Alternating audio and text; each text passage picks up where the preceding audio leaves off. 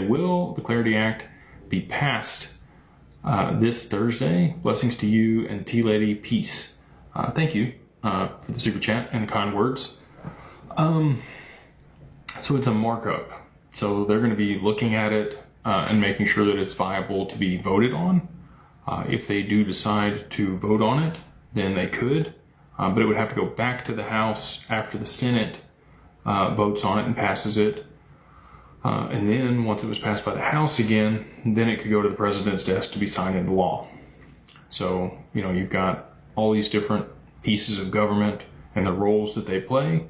And it's still going to be a while. It's not like they could just run it through. Now, if there's a crisis, we saw what they did during COVID, right? We saw them run legislation through in 3 days in order to be able to get, everything up and going and stimulate the economy and all that stuff again. And there was a lot of stuff that got put into those bills that people didn't necessarily want passed, but they had to get something passed, so they got it done.